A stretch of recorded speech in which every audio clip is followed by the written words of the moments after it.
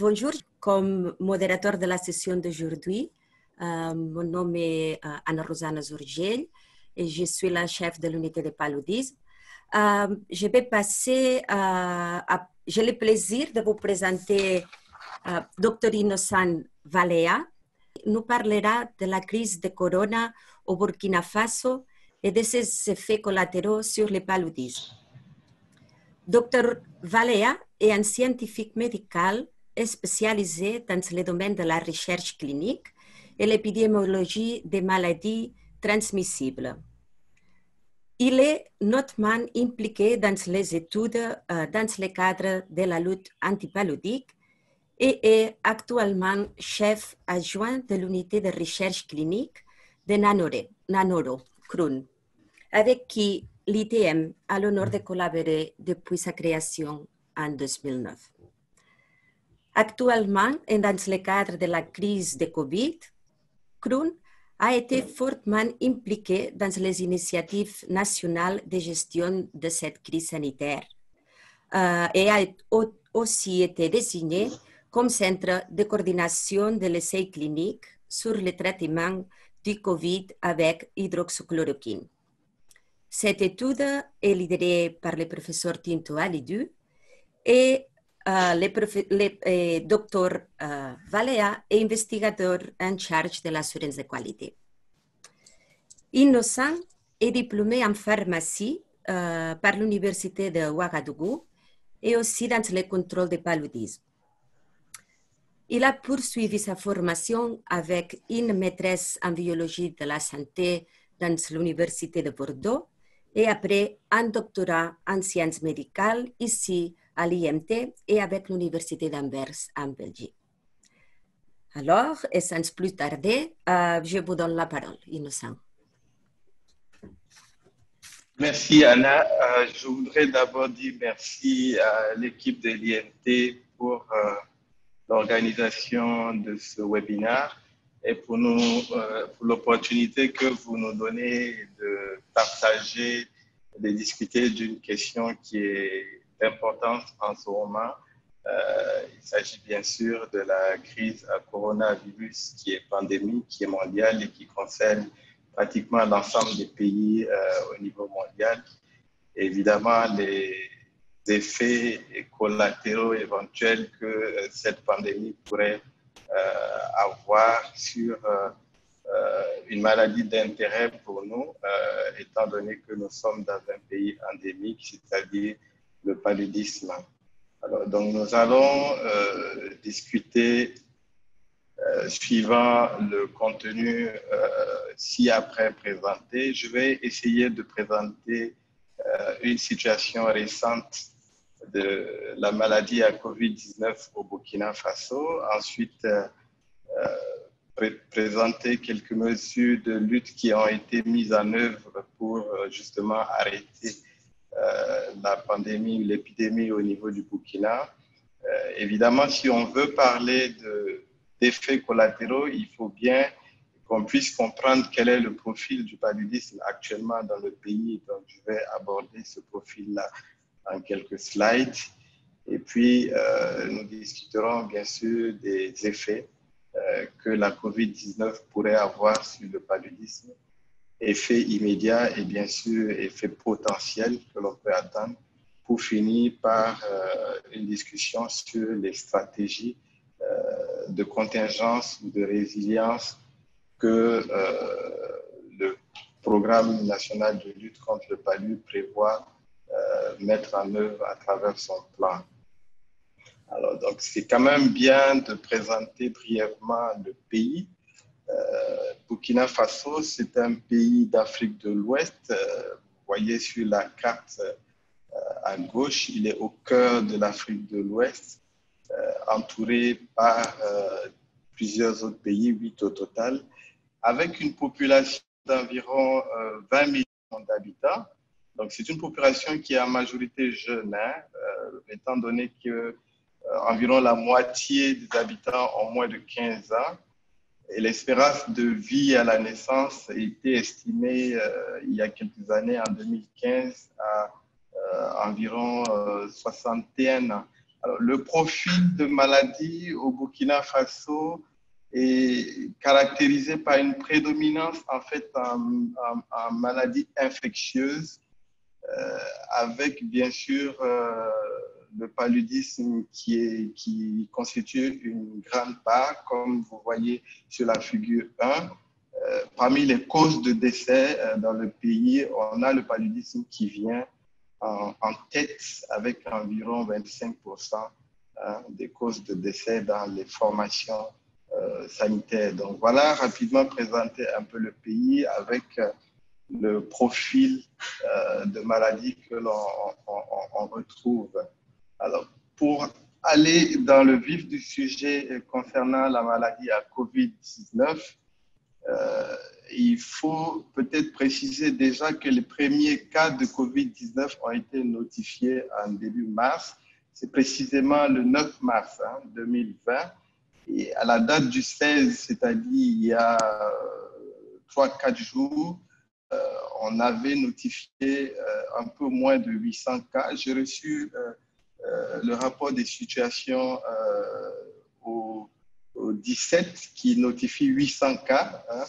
Donc actuellement, on a un peu plus de 800 cas avec 51 décès.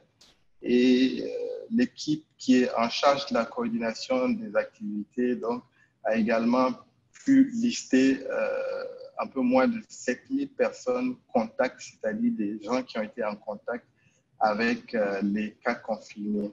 Alors, la carte ici présentée en figure 2 présente un peu les districts où des cas ont été notifiés et on remarque que c'est surtout au niveau de la région centrale, la ville de Ouagadougou surtout, et puis aussi dans l'ouest que le plus de cas a été notifié jusqu'à présent.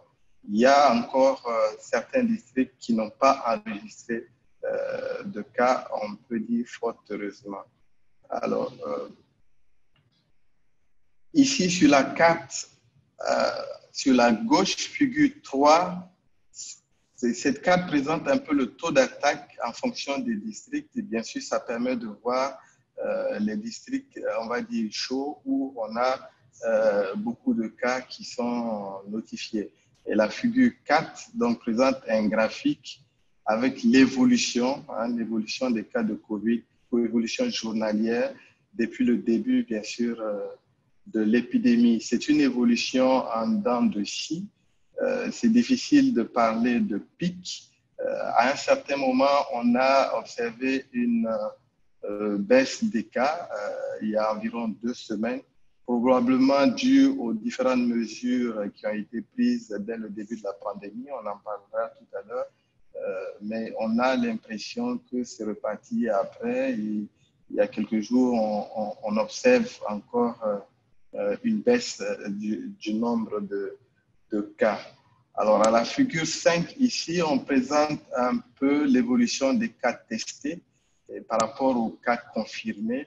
Évidemment, au début, peu de cas testés, la majorité positive.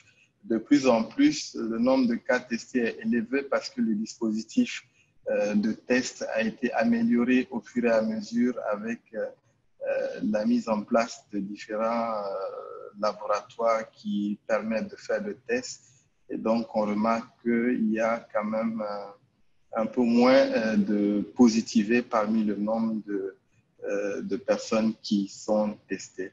Alors, quand on regarde un peu le taux d'attaque en fonction de la tranche d'âge, on se rend compte que c'est effectivement, comme ça a été décrit ailleurs, dans les populations d'âge avancé, notamment au-delà de 60 ans, qu'on a le plus grand taux d'attaque. Voilà. Alors, malheureusement, il y a eu un certain nombre de mortalités, 51 jusqu'à ce jour.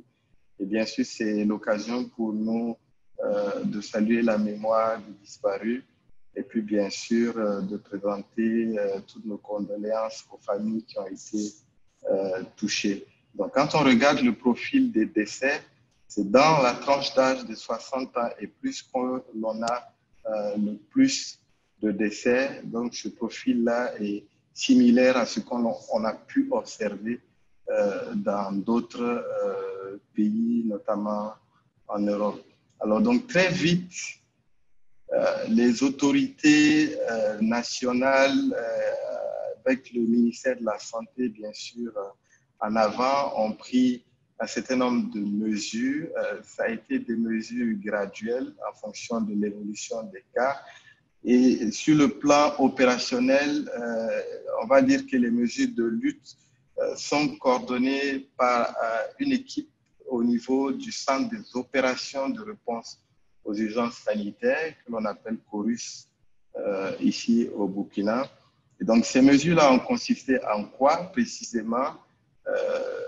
Déjà, la fermeture des établissements scolaires et universitaires une semaine après la notification des premiers cas, c'était le 16 mars. Ensuite, il y a eu la suspension des cultes religieux qui a suivi, puis la fermeture des frontières, en dehors, bien sûr, de tout ce qui concerne le fret. En tout cas, les voyages n'étaient plus autorisés à partir du 21 mars.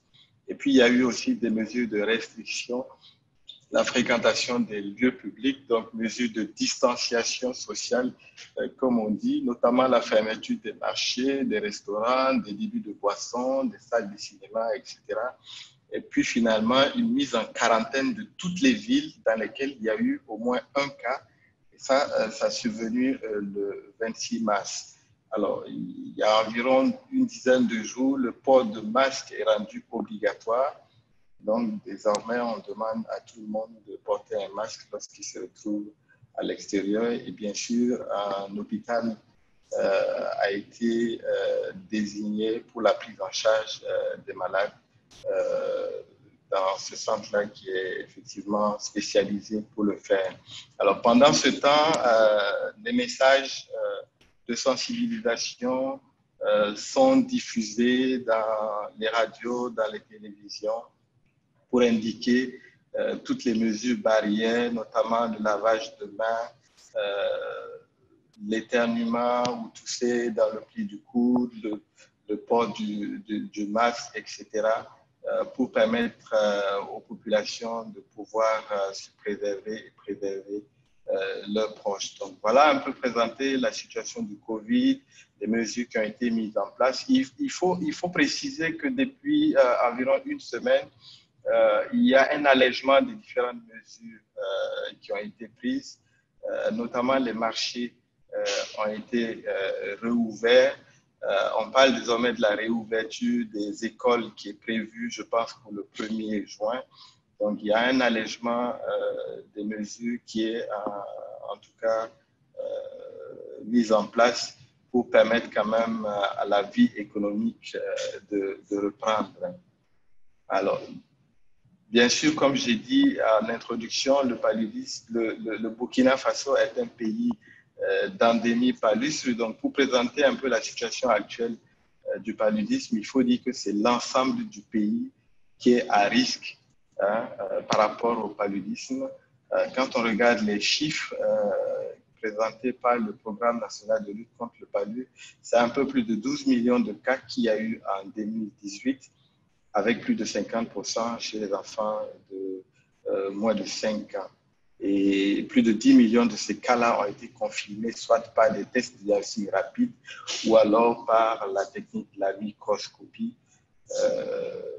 Voilà. Et au niveau des femmes enceintes, c'est un peu plus de 600 000 cas qui ont été notifiés. Et les cas de paludisme grave, c'est plus de 500 000, avec malheureusement le nombre de décès qui va avec, un peu plus de 5 000 cas de décès qui ont été notifiés dans le pays. Il s'agit des chiffres de 2018, comme j'ai indiqué. Bien sûr, il existe un plan stratégique qui est mis en œuvre par le programme opérationnel de lutte contre le paludisme, qui est le PNLP, avec 3 objectifs majeurs. Bien sûr, réduire la mortalité et l'incidence de 40% comparé à la situation de 2015, parce que ce plan-là concerne la période 2016-2020, donc il va arriver à échéance cette année. Et dans ce plan, il y a différentes interventions qui sont mises en œuvre. c'est notamment le diagnostic et la prise en charge des cas, hein, diagnostic donc par les TDR ou la microscopie, et le traitement qui fait appel à actuellement 3 combinaisons thérapeutiques à base d'artémisinine, l'artéméthylluméfatrine, la ZAC, amodiaquine artesunate, et puis la dihydroartémisinine piperacide, qu'on appelle communément DHA-PPQ.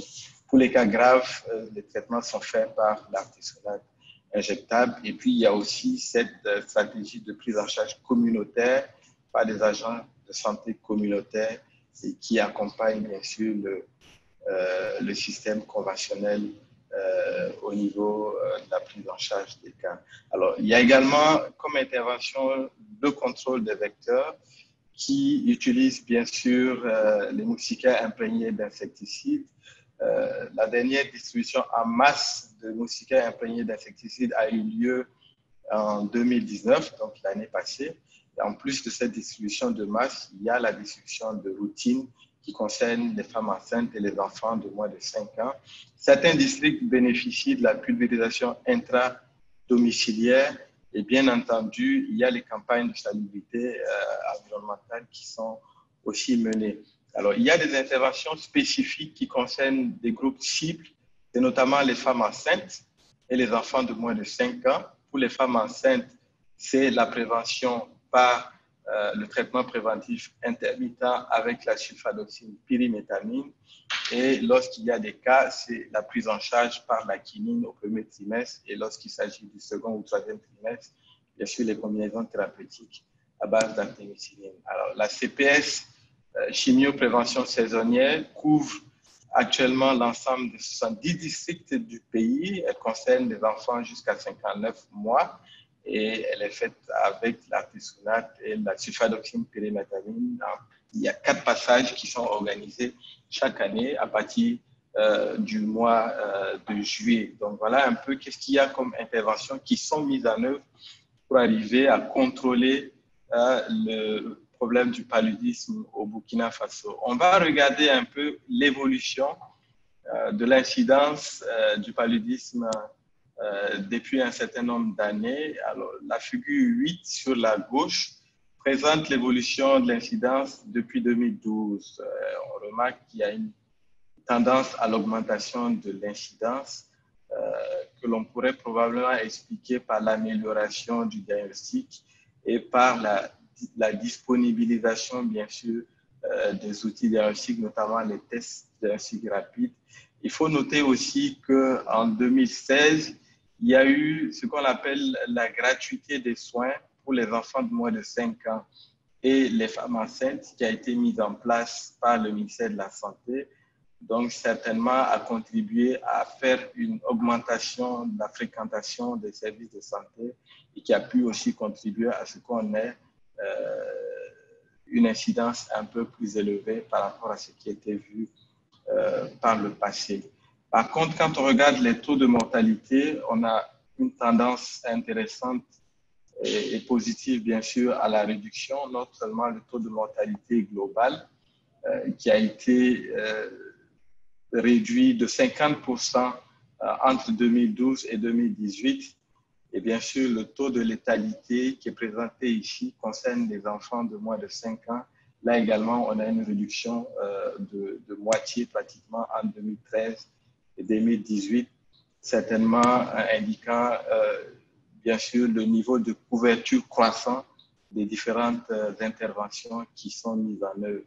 D'ailleurs, cette slide que je présente maintenant présente un peu le niveau de couverture des interventions. On remarque qu'entre 2016 et 2018, en ce qui concerne les traitements par combinaison thérapeutique à l'artémisinine, il y a eu une augmentation.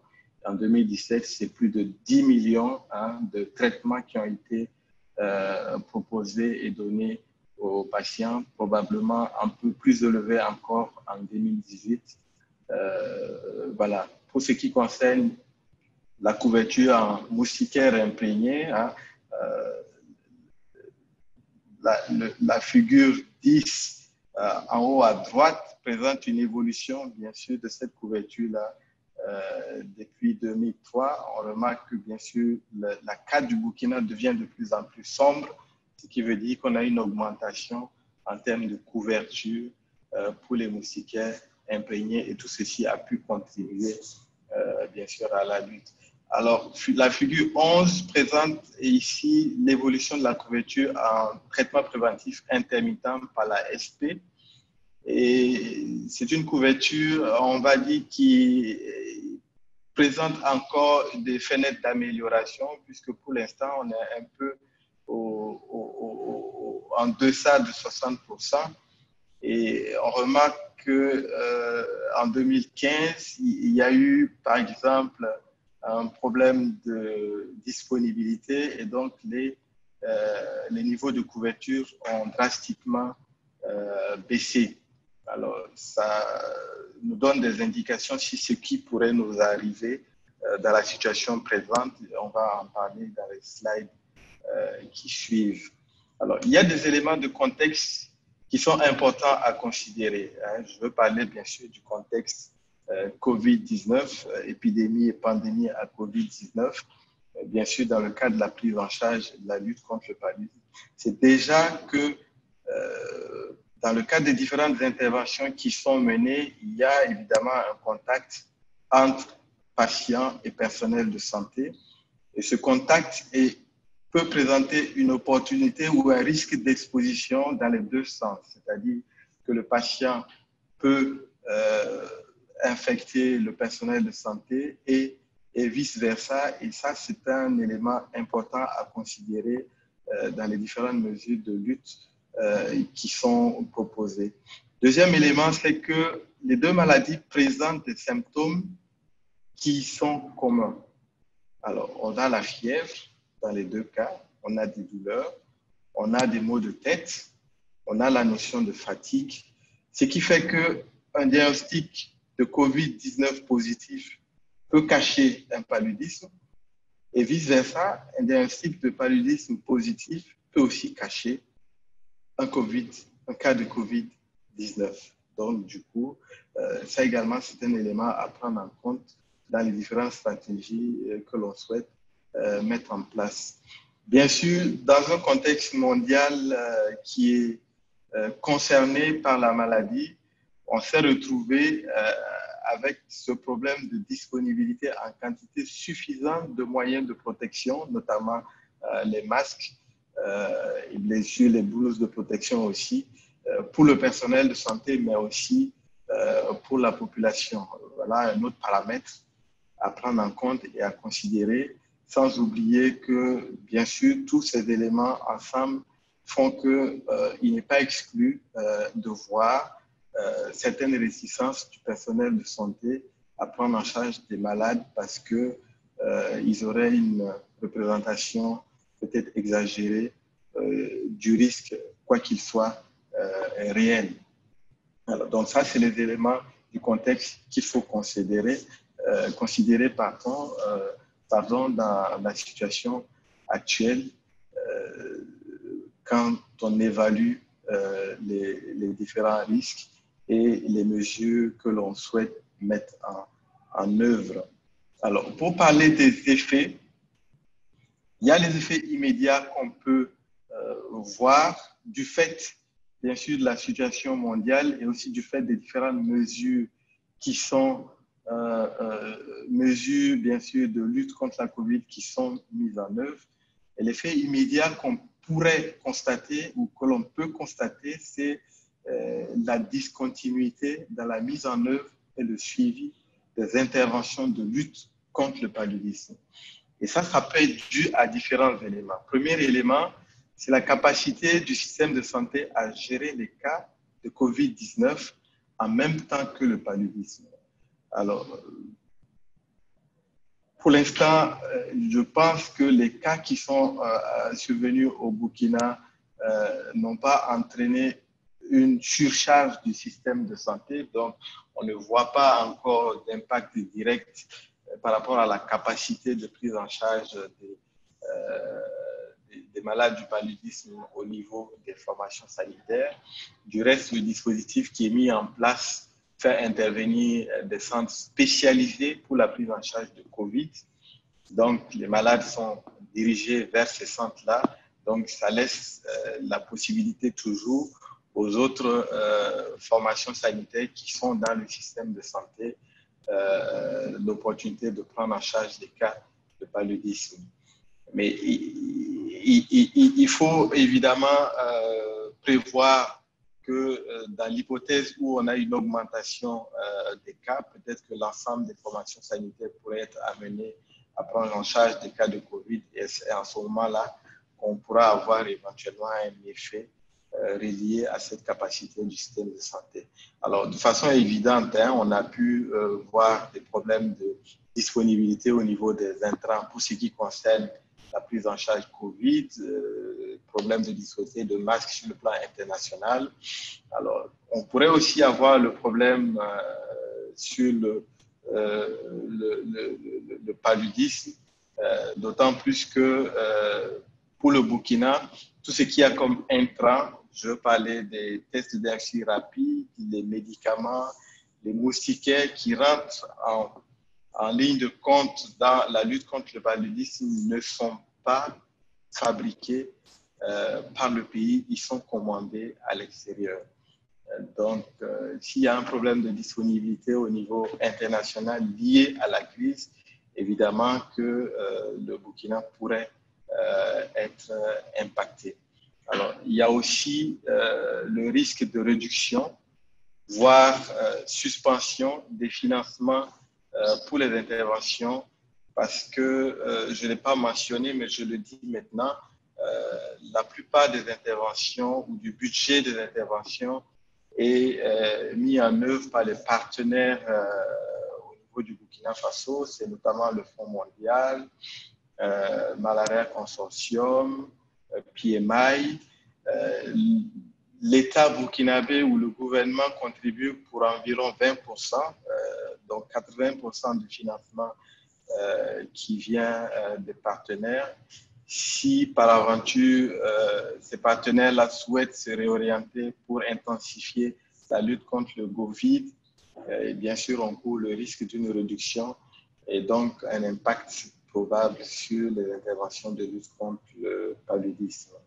Voilà. Il y a également la contrainte du système d'information sanitaire, puisqu'il faut avoir un suivi et des évaluations, et dans un contexte Covid où les mouvements sont limités, il pourrait également y avoir un impact sur, bien sûr, les données qui puissent, bien sûr, renseigner sur la mise en œuvre des stratégies, des interventions et la nécessité peut-être d'une réorientation ça et là, si nécessaire.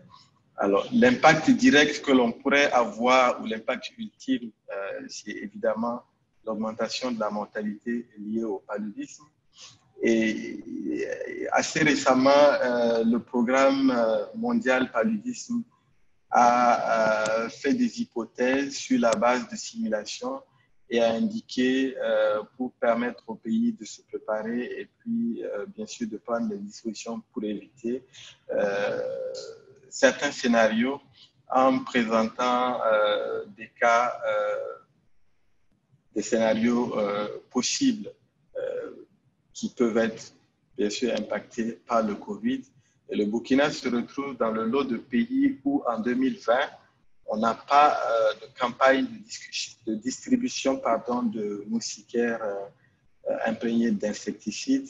Et pour ces pays-là, il y a 6 scénarios qui ont été proposés. Les scénarios 4, 5 et 6, c'est les scénarios qui présentent un accès aux médicaments réduits de 25% à 75%. Et les scénarios 7, 8 et 9, c'est des scénarios qui présentent une situation où on a une distribution continue de moustiquaires imprégnés d'insecticides, mais pas de campagne, avec une réduction entre 25 et 75% de l'accès aux médicaments pour la prise en charge des cas simples.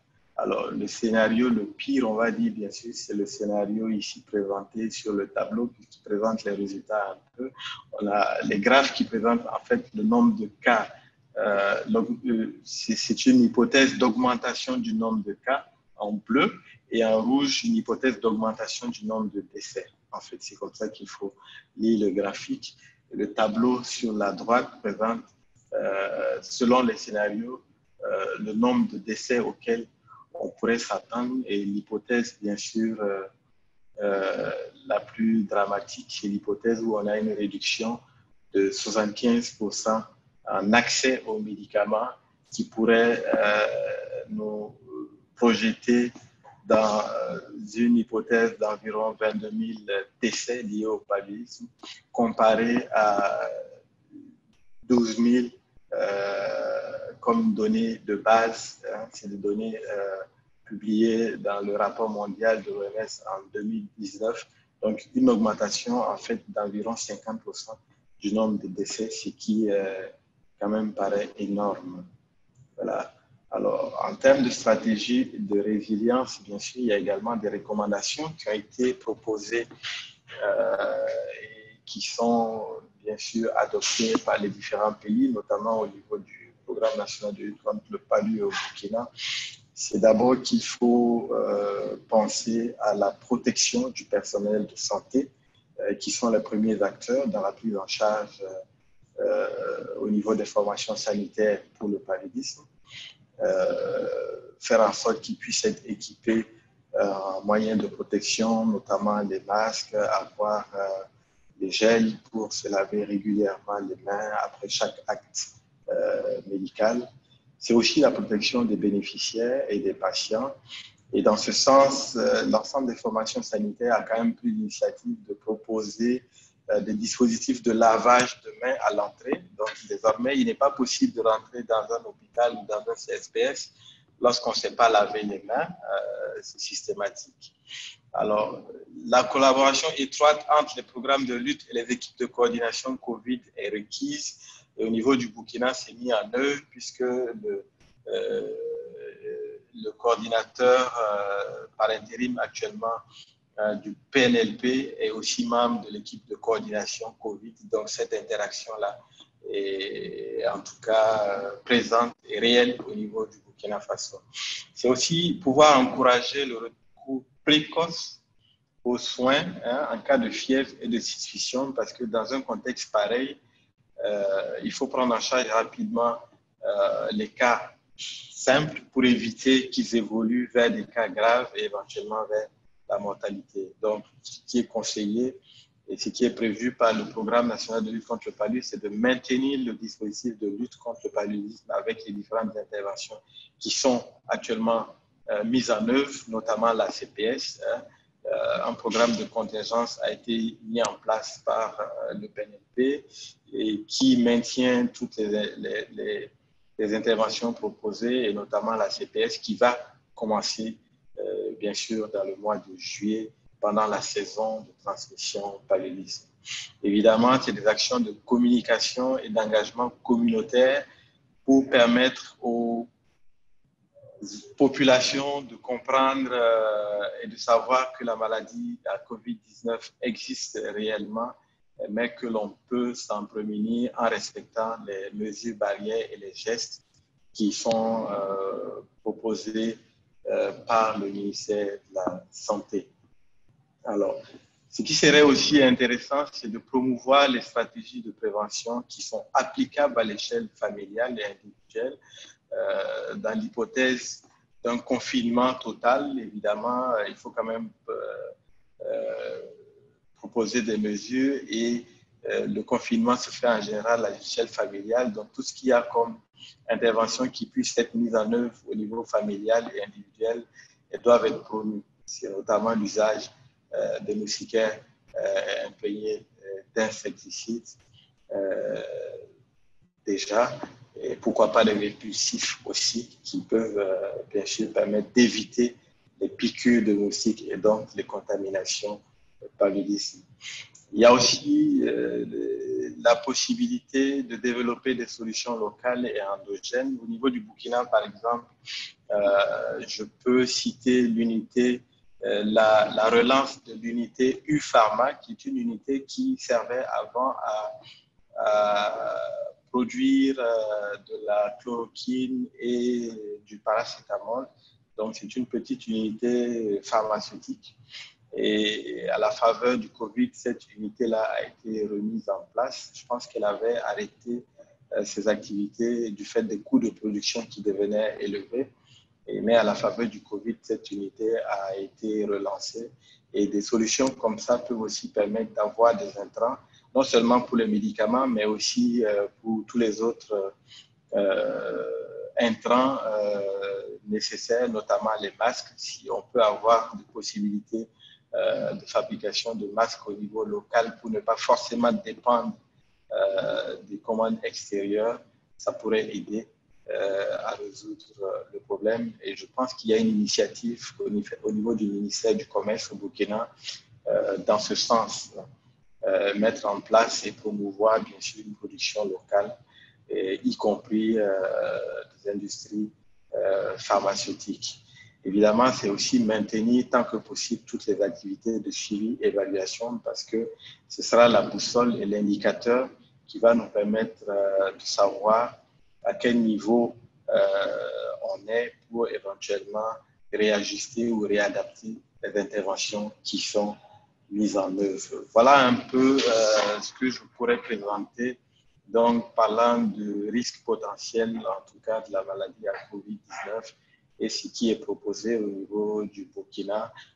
Je ne saurais pas terminer sans dire merci, bien sûr, à tout le monde, mais surtout aux partenaires, notamment le Programme national de lutte contre le palud qui a mis à disposition certaines informations, mais aussi l'équipe de coordination de riposte à la lutte contre la COVID au Burkina Faso qui, de façon périodique, met en place ce qu'ils appellent le rapport des situations et tout ce que j'ai présenté comme graphique et chiffres sur le Covid, bien sûr, provient de ce rapport de situation-là, donc qui est le rapport officiel au niveau du Burkina Faso. Donc voilà, merci beaucoup pour votre attention.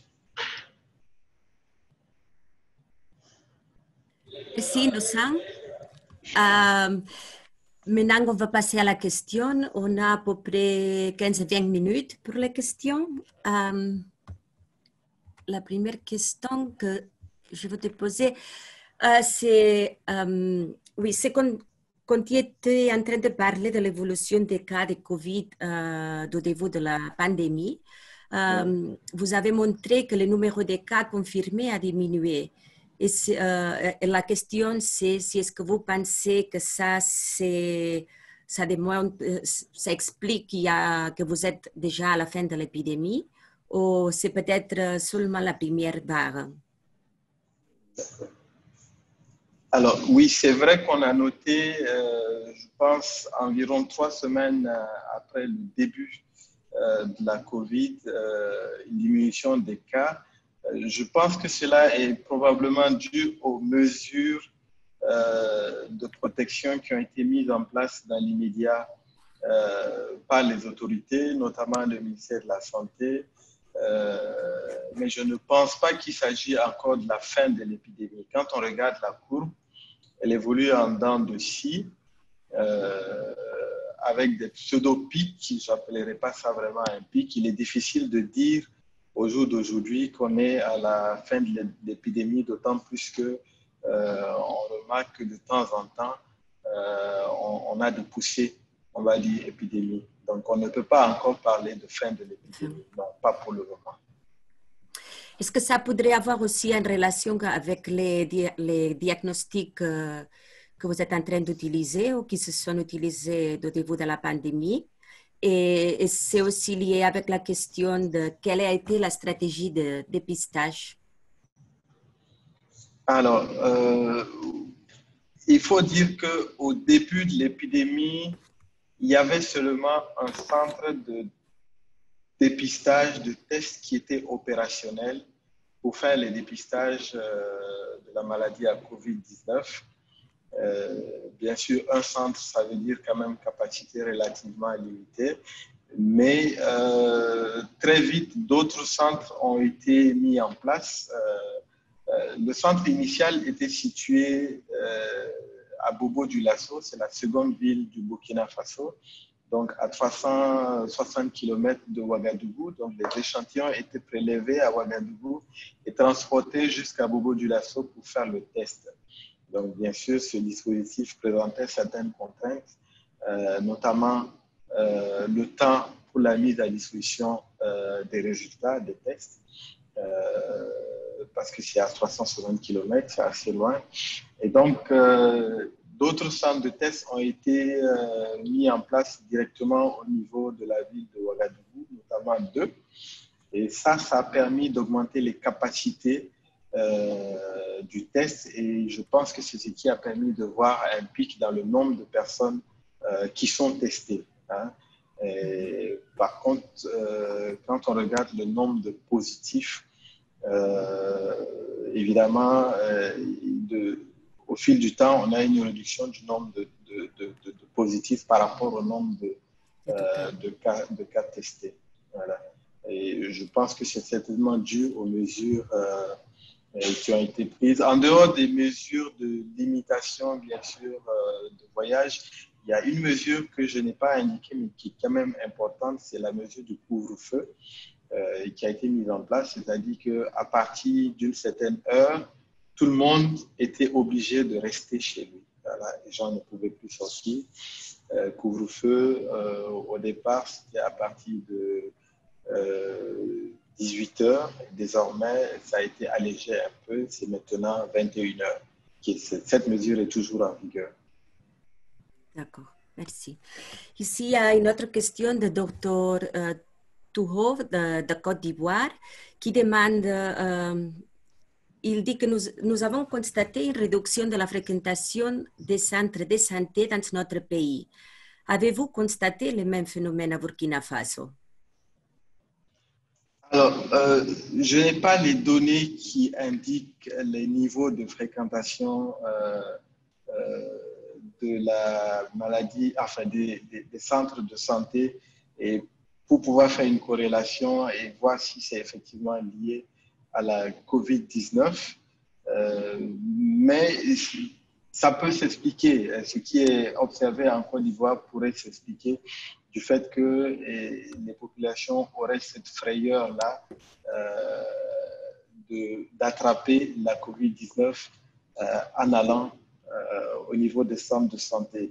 Je ne pense pas que ce soit le cas au Burkina, parce que comme j'ai expliqué, il y a des centres qui ont été spécialisés pour la prise en charge des malades à COVID-19, et donc les autres centres de santé continuent de prendre en charge les maladies habituelles. Et donc, il n'y a pas de raison, en tout cas, qu'on observe une réduction de la fréquentation de ces centres de santé par la population, puisqu'il y a des centres spécifiques qui sont désignés pour prendre en charge la COVID-19. Et ce message de où la population devrait aller, c'était donné dans la radio? Comment s'est passée cette information à la population? Alors, le dispositif, il est celui-là. Il y a un centre d'appel qui a été mis en place avec un numéro 3535. Donc, chaque fois que quelqu'un présentait des signes ou voulait une information sur la maladie à COVID-19, il était recommandé d'appeler ce numéro. Et au niveau de ce centre, il y a une équipe d'intervention d'urgence qui va faire un filtre et un tri des appels et pouvoir détecter les appels qui ont besoin d'intervention. Et donc, une équipe se déporte à domicile pour voir les potentiels malades qui ont appelé, qui ont besoin de prise en charge, pour évaluer la situation. Et lorsque cela est nécessaire, alors il réfère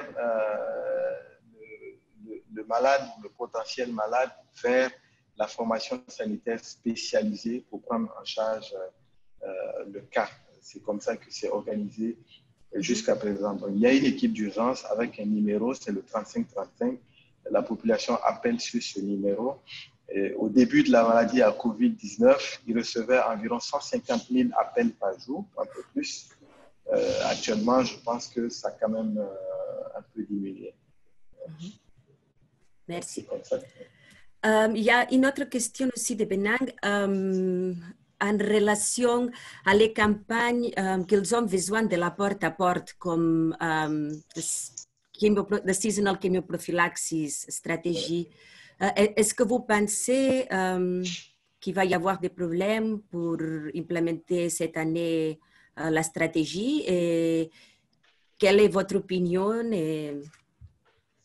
D'accord. Alors, la campagne de porte-à-porte, effectivement, est utilisée par beaucoup de pays, notamment le Burkina Faso, pour mettre en œuvre la stratégie de chimioprévention saisonnière. C'est-à-dire qu'il y a des distributeurs communautaires qui se promènent de maison à maison pour donner, bien sûr, les médicaments aux enfants qui sont dans la tranche d'âge couverte par cette intervention. Alors, donc, il y a, à travers cette stratégie, un contact possible entre le personnel de santé et la population. Et bien sûr, tout contact dans le cas de la COVID peut être une opportunité de contamination. Donc, je pense que le risque existe, mais si les mesures barrières sont respectées, c'est-à-dire que les agents sont formés à prendre en charge la CPS dans le nouveau contexte en se munissant des dispositifs qu'il faut, en principe, on devrait pouvoir mettre en œuvre la CPS sans problème. Et quand je parle de dispositifs qu'il faut, c'est notamment porter des masques lorsqu'ils vont se déplacer d'une concession à une autre. S'il s'agit de masques chirurgicaux, ne pas garder le masque toute la journée, mais le mettre éventuellement dans un sac après l'avoir utilisé pendant 3 heures de temps, c'est ce qui est requis, sac qui va être évidemment mis à la poubelle et détruit plus tard. Se munir de dispositifs de gel hydroalcoolique ou de solution hydroalcoolique chaque fois qu'il se déplace et avant l'intervention dans la famille et au sortir de l'intervention dans cette famille, bien sûr, c'est nettoyer correctement les mains avec ces gels de façon à ne pas être un facteur de propagation éventuelle de la COVID-19 d'une famille à une autre lorsqu'on met en œuvre cette intervention. Si toutes ces mesures sont mises en place, à mon avis, on peut continuer à mettre en œuvre la CPS en réduisant, bien sûr, le risque de propager la COVID-19.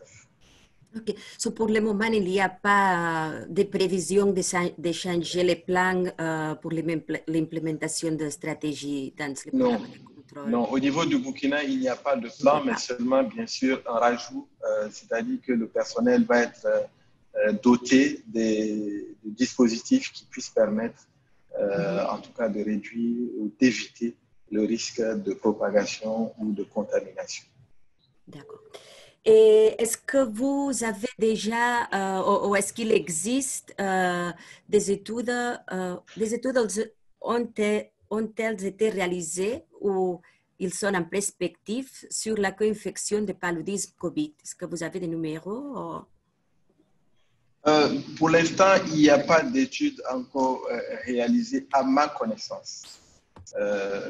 Mais je pense que c'est un sujet d'intérêt, d'autant plus que j'ai indiqué que les deux maladies présentent des symptômes qui sont similaires. C'est notamment la fièvre, c'est notamment les maux de tête, c'est notamment les fatigues. Alors, donc, un cas positif de COVID peut cacher derrière un cas de paludisme, tout comme un cas positif de paludisme peut cacher derrière un cas de COVID.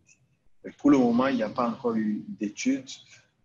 Les équipes de recherche réfléchissent bien sûr à mettre en œuvre des études épidémiologiques pour évaluer et avoir des données bien sûr probantes par rapport à cette co-infection qui évidemment va exister, d'autant plus que nous sommes dans un pays d'endémie palustre. Il est évident qu'on aura des cas de Covid avec ou qui soient associés à des cas de paludisme, mais quelle proportion on peut seulement le dire lorsqu'on va mener des études. D'accord. Et il y a une question qui demande si la période actuelle est-elle un moment de haute prévalence du paludisme? Alors, au niveau du Burkina, non. Nous avons, on va dire, une transmission de paludisme qui est arrimée ou qui overlappe avec ce qu'on appelle la saison pluvieuse. Alors, on a deux saisons au niveau du Burkina. Il y a une saison sèche et une saison humide. La saison humide avec les pluies démarre en juin et elle s'étend jusqu'en octobre, novembre, voire décembre. Donc, on remarque qu'on a au niveau du Burkina une transmission qui est permanente, bien sûr, mais avec un pic saisonnier qui se met en place au moment de la transmission, plutôt au moment de la saison des pluies. Et donc, le nombre de cas est beaucoup plus important à partir du mois de juillet. Les pics sont observés en septembre, octobre. Donc, pour le moment, actuellement, on a, on va dire, peu de cas de paludisme comparé, bien sûr, à la saison des pluies, quoique ça existe. Voilà. Et il va commencer un mois ou 2 mois, non? Oui, dans un mois. Dans un mois. Déjà, dans certaines régions, on a des pluies qui ont commencé, notamment dans la région de l'Ouest, à Bobo-Dioulasso. Il y a eu déjà 3 ou 4 pluies. Et donc, c'est sûr que dans les mois qui viennent, on aura une augmentation du pic des cas de paludisme, comme on le voit habituellement. Mais pour la région du nord, du centre et du nord, les pluies se mettent en place un peu plus tardivement dans l'année, c'est-à-dire juin et juillet. Juillet. Il y a une autre question avec quels sont les effets de COVID sur le travail des agents de santé communautaire? Est-ce qu'il y a eu beaucoup de désinfectés? Comment ça a impacté son travail dans la communauté? Alors, il faut dire que les agents de santé communautaire, c'est des agents qui sont mis en place au niveau des villages. Et pour ce qui concerne le Burkina, c'est environ 2 agents de santé communautaire par village. Donc, en total de 15 000 à 16 000 agents communautaires, puisqu'on a environ 8 000 villages au niveau du Burkina, donc en milieu rural. Alors, pour l'instant, quand on regarde l'évolution des cas de Covid, c'est surtout dans les grandes villes qu'il y a eu des cas.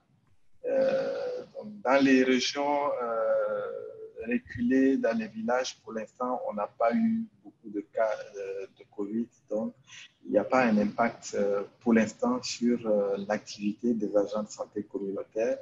Et il pourrait y avoir un impact si d'aventure, bien sûr, les cas s'accélèrent et que des mesures de restriction de déplacement sont mises en place. Ça veut dire que les agents ne pourraient pas aller dans les communautés pour mettre en œuvre leurs activités.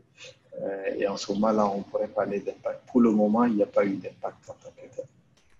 Certainement lié au fait que la plupart des cas que l'on a observés soit dans les grandes villes, c'est notamment Ouagadougou et Bobo-Dioulasso, et dans une moindre mesure, certaines villes du Nord.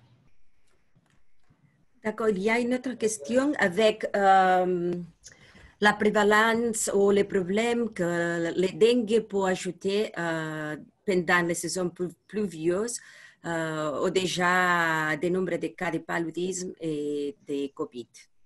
Oui, c'est juste, c'est une inquiétude à prendre en compte parce qu'effectivement, au niveau du Burkina Faso, nous avons eu des épidémies de dengue les années passées, les 3-4 années passées.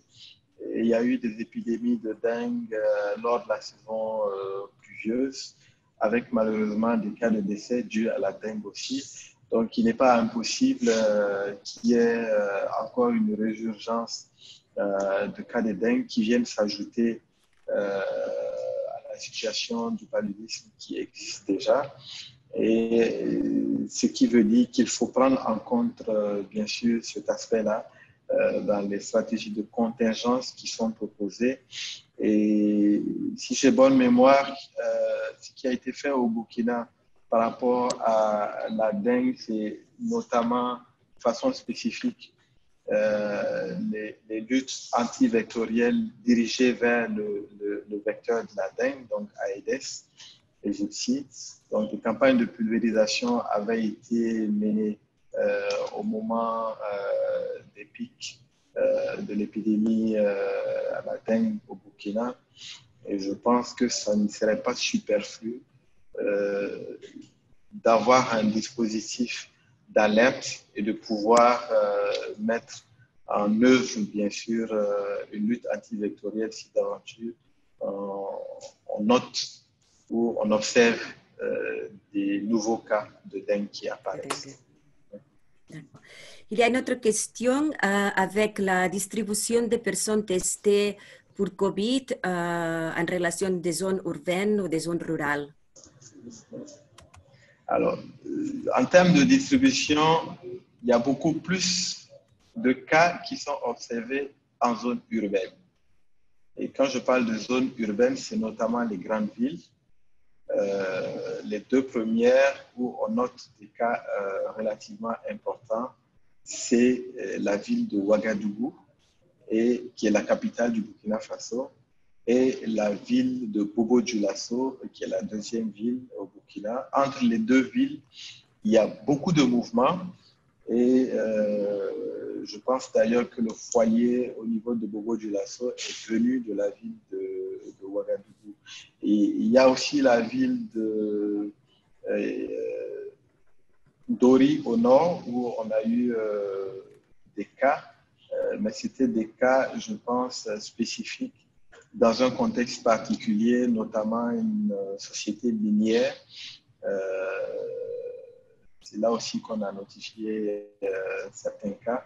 Et dans le nord-ouest également, on a pu noter quelques cas. Mais la distribution est surtout urbaine pour l'instant. D'accord. Et c'est quel organe de coordination contre la lutte pour la lutte contre le COVID au Burkina Faso? Alors, pour la coordination de la lutte, il y a le centre des opérations de réponse aux urgences sanitaires qu'on appelle CORUS, qui est mis en place par le ministère de la Santé. C'est au niveau de ce centre-là que les opérations sur le terrain sont coordonnées et mises en œuvre. D'accord. Il y a une autre question pour le traitement de COVID, en relation au traitement de COVID et l'utilisation du protocole chloroquine plus artémisinine. Qu'est-ce qu'en pensez-vous? Alors, au niveau du Burkina, il a été proposé et bien sûr comme traitement standard par le ministère de la Santé, le traitement à base de chloroquine plus azithromycine. La chloroquine pouvant être soit l'hydroxychloroquine ou chloroquine phosphate selon ce qui est disponible. C'est ce qui est actuellement proposé comme traitement pour la prise en charge des cas de COVID. Alors, c'est vrai, on voit des initiatives dans le sens de proposer d'autres traitements sanitaires. Et donc, chloroquine plus artémisinine, mon opinion, c'est que oui, pourquoi pas, d'autant plus que quand on regarde dans l'arsenal thérapeutique qui a été proposé, par exemple, dans la prise en charge de certains patients COVID au niveau de la Chine, il y a des recettes dans lesquelles on retrouve l'artémisinine, notamment avec la plante Artemisia annua, qui est d'ailleurs la plante qui est utilisée pour l'extraction de l'artémisinine que l'on utilise comme principe actif dans les combinaisons à base d'artesunate. Il existe la documentation qui dit effectivement que des recettes à base d'Artemisia agnua ont été utilisés pour traiter certains patients qui présentaient des cas simples. Donc, Oui. c'est une hypothèse, mais bien sûr, toute hypothèse, avant d'être proposée, doit suivre un schéma de validation qui non seulement évalue la sécurité, pour s'assurer qu'on ne met pas plus à risque les patients que l'on souhaite soigner, mais aussi qu'ils puissent faire la preuve de leur efficacité. Donc, on pourrait l'inscrire dans les autres propositions qui sont actuellement faites et mener des études qui puissent quand même nous donner des données probantes avant de s'aventurer. Parce que l'Organisation mondiale de la santé, elle recommande pas l'utilisation des extraits de plantes encore sans avoir fait des études Oui. avant. Oui, tout à fait. Tout à fait. Et je pense que l'OMS est dans son rôle. On ne peut pas lui en vouloir de faire des mises en garde. Cela n'empêche que des initiatives puissent être prises pour valider et faire la preuve que, bien sûr, les recettes que l'on propose sont efficaces. Et en ce moment-là, bien sûr, l'OMS pourra valider derrière avec tout le dispositif qu'il a. J'ai une question finale que je voulais vous poser aussi. C'est l'Organisation mondiale de la santé, de nouveau, renforce fortement la nécessité de poursuivre avec toutes les mesures de contrôle. Mais aussi, ils parlent qu'au moment que la santé soit perturbée ou il y a un impact, ils recommandent peut-être de retourner dans les traitements présomptifs de la malaria. Ça, c'était un peu étonnant. Qu'est-ce que vous en pensez? C'est vrai que ça peut paraître difficile à comprendre, mais je pense que c'est logique. C'est logique dans le sens où, en fait, en ce qui concerne le paludisme, il vaut mieux prévenir que d'attendre d'être malade avant de traiter. De toute façon, en termes de santé publique, on a un impact plus important lorsqu'on fait de la prévention plus que du curatif. Donc, toute mesure qui peut permettre de prévenir et d'éviter la maladie est salutaire et bénéfique par rapport à attendre d'être malade et penser à proposer une prise en charge. Voilà, donc je pense que c'est dans cette logique. Mais évidemment, il faut comprendre que on est dans un contexte où il s'agit de doing by learning. Yeah. On apprend de la maladie à Covid pendant qu'on doit aussi trouver les solutions pour la résoudre, et c'est ça qui fait un peu la complexité de la situation. Il faut le prendre en compte. Mais je pense que pour le paludisme, il faut prioriser sauver des vies. Tout ce qui est mesure de prévention tant que c'est possible, parce qu'en ce moment-là, on évite d'avoir la maladie et donc on évite le risque d'évolution vers des cas graves, puisque c'est les cas graves qui vont conduire vers la mortalité. Complètement d'accord. Alors, merci. Je crois qu'il faudrait finir ici. Nous sommes 10 minutes sur notre temps. Merci beaucoup, Innocent.